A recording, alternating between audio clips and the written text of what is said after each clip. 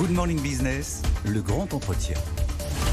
Et notre grand entretien ce matin, c'est Agnès Pannier-Runacher. Bonjour, ministre de la Transition énergétique. Le club du nucléaire va se réunir pour la 3e fois ce matin, dans quelques minutes. C'est 2 réunions pour pouvoir avoir un impact sur la politique industrielle européenne et la politique énergétique. C'est vous qui êtes à l'origine de ce club du nucléaire. Il y a 16 pays, il n'y a pas l'Allemagne, mais il y a un invité surprise. Aujourd'hui, c'est la Grande-Bretagne.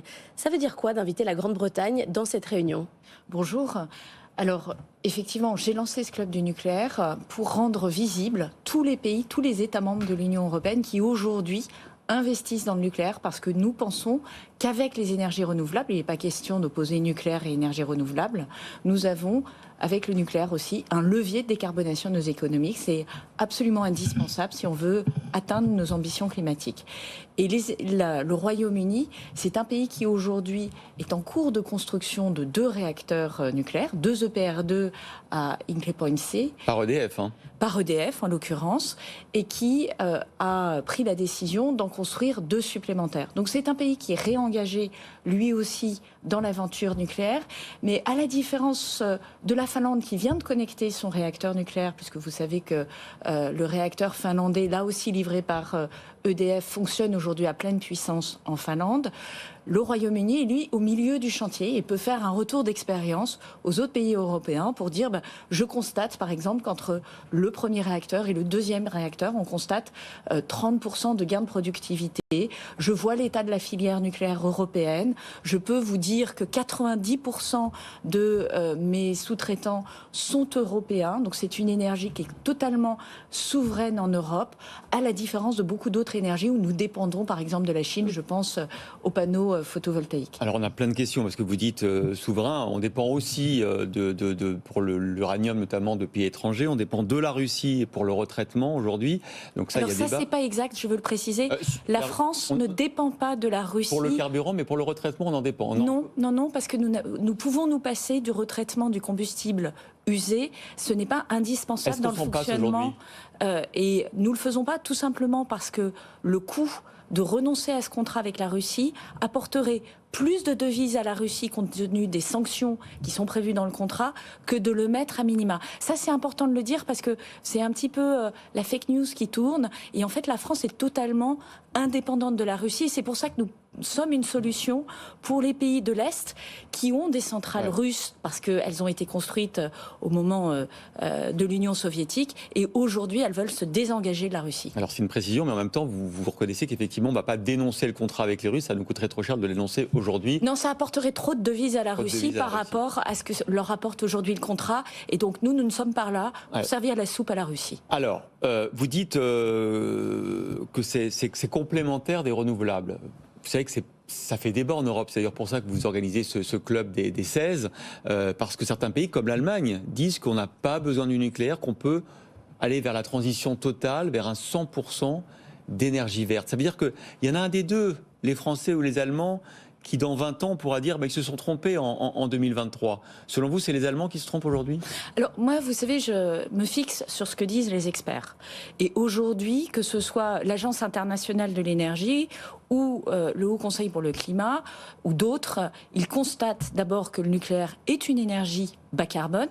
Ah, c'est sûr. Et par ailleurs, ils constatent qu'il y a une croissance des projets nucléaires, pas seulement en Europe, j'ai cité le Royaume-Uni, mais également au Japon, on parle de relancer la filière, aux États-Unis, en Inde, en Chine. Le nucléaire est aujourd'hui considéré comme des leviers importants de décarbonation. L'Allemagne choisit un autre chemin qui repose en fait sur le gaz naturel et sur le fait de mettre en place de la capture carbone. C'est un chemin qui est possible. Nous pensons qu'il est dommage, a fortiori quand on est la France et que on a cette filière nucléaire d'excellence, de se priver de cette filière nucléaire. Et nous sommes aujourd'hui plus d'un pays sur 2 dans l'Union européenne à penser la même chose. Qu'est-ce qui doit sortir de ce club après ces réunions de ce matin ? C'est des recommandations, c'est un plan industriel, c'est des accords entre pays. C'est quoi l'objectif ? Alors, c'est plusieurs choses. D'abord, je veux rappeler que la Commission européenne participe à cette réunion, ce qui montre bien l'intérêt de l'Union européenne en tant qu'institution pour le nucléaire. L'intérêt, mais il y a des petits doutes, parce que par exemple, on doit se battre à chaque fois pour que le nucléaire soit reconnu par les instances européennes dans tous les projets de loi, dans toutes les directives, comme effectivement une énergie verte, en tout cas décarbonée. Alors, décarboner sans problème, Oui, mais effectivement, l'énergie nucléaire n'a pas un statut d'énergie renouvelable. Ah, c'est ça. À ce titre, nous, on n'a pas de problème pour dire que l'énergie nucléaire est différente de l'énergie renouvelable. Là où nous avons un problème, c'est de faire une différence en termes de financement ou en termes de soutien. Nous pensons qu'il faut de la neutralité technologique, et c'est la position que je porte systématiquement et avec cette coalition, et qui a permis de déboucher sur des avancées. C'est vrai qu'il y a 3 ans, vous avez raison de le souligner, prononcer le mot nucléaire au niveau européen, c'était très tabou. Et ce que nous avons fait sous l'égide du président de la République, c'est de reprendre la main sur le nucléaire, de montrer que c'était un des éléments de la solution, pas l'élément unique pour la lutte contre le réchauffement climatique, et que nous avions tout intérêt, parce que c'est un sujet évidemment d'indépendance énergétique, mais c'est un sujet industriel.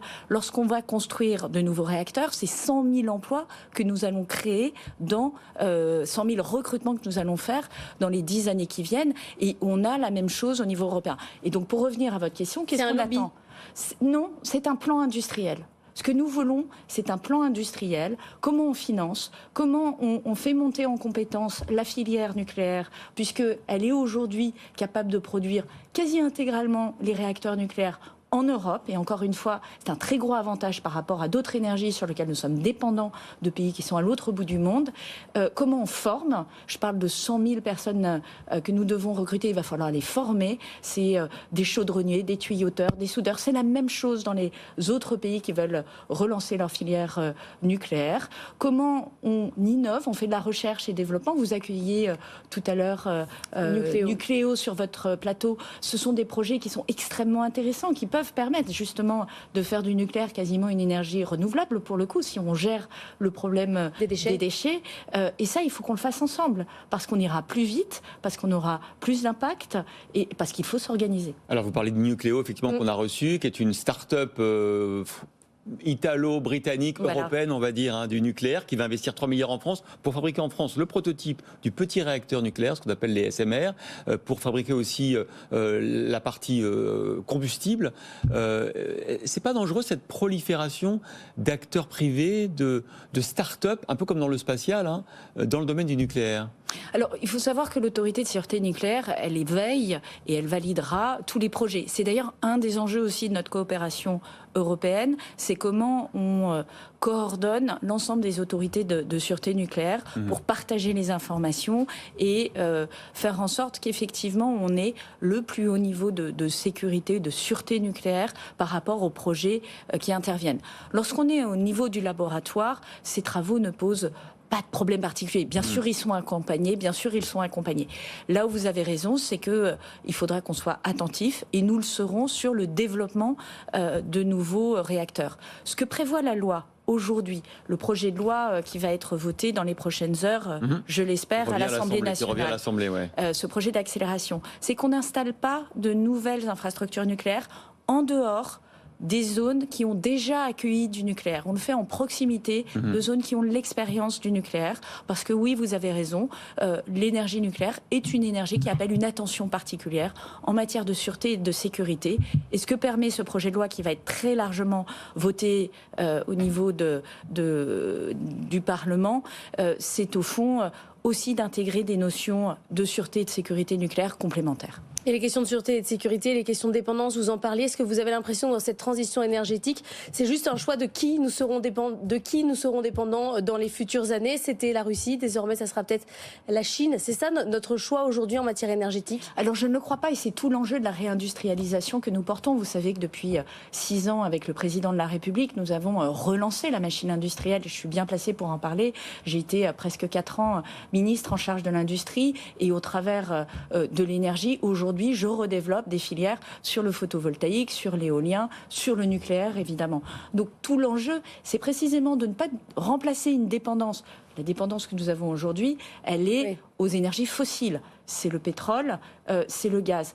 Par une autre dépendance. Sur les métaux rares, on ne peut rien faire en France. On n'a pas les Alors, c'est pas capacités. tout à fait exact. Et précisément, si vous avez suivi Choose France, Choose France, c'est 13 milliards d'euros d'investissement annoncés par des investisseurs privés, essentiellement dans l'industrie, et à peu près plus de la moitié qui correspondent à des projets de transition énergétique, et notamment sur la batterie électrique, sur la transformation des terres rares. Les terres rares ayant une spécificité, c'est qu'elles ne sont pas rares, elles sont très largement distribuées dans le monde. Il y en a, y compris d'ailleurs en France. Vous savez on soutient un projet de lithium dans le centre de la France. Par contre, c'est leur transformation qui aujourd'hui est quasi intégralement dans les mains de la Chine. Et avec par exemple un projet comme celui annoncé par XTC et Orano à Dunkerque, on est en train de mettre en place cette brique qui va nous permettre effectivement de construire notre propre capacité à transformer ces terres rares. Est-ce qu'on va assez vite? Parce que quand on reçoit des énergéticiens dans l'éolien offshore, par exemple, ils nous disent que la nouvelle loi qui va être à l'Assemblée aujourd'hui, c'est bien, mais que ça ne va pas assez vite. C'est encore des délais trop longs par rapport à ce qui se passe au Royaume-Uni, en Allemagne. Et puis,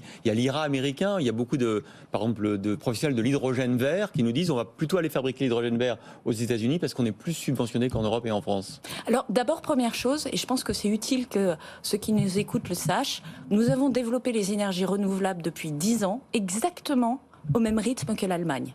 Pourtant, on a moins d'éoliens, de champs d'éoliens en France qu'en Allemagne. C'est exact, mais lorsque vous regardez la somme de toutes les énergies renouvelables que nous avons déployées, en 2012, nous étions tous les deux pays du côté de 13% de notre consommation finale. En 2021, la France est à 19,4%, l'Allemagne est à 19,2%. Donc vous voyez, c'est strictement la même trajectoire. Ça, je pense que c'est important de le faire. On se flagelle souvent. En fait, le bilan est un peu plus nuancé qu'il n'y paraît. La deuxième chose, c'est que, alors c'est pas la loi d'accélération du nucléaire, c'est une autre loi que j'ai également portée au Parlement et qui a également été largement votée. Sur les renouvelables. La loi d'accélération sur les renouvelables va permettre de gagner plusieurs années sur la mise en œuvre des projets d'éolien en mer. Mais oui, il faut absolument accentuer le rythme et surtout donner de la visibilité aux acteurs. On s'y emploie. Notre objectif, c'est d'avoir une planification grosso modo des zones qui peuvent accueillir des parcs éoliens marins et sur cette base-là de pouvoir lancer des appels d'offres beaucoup plus importants, ce qui permettra aux acteurs de se positionner et puis d'avoir de la visibilité sur les différents projets et de pouvoir s'organiser pour investir. Merci beaucoup Agnès Pannier-Runacher, ministre de la Transition énergétique, d'avoir été avec nous. On vous laisse rejoindre votre club du nucléaire.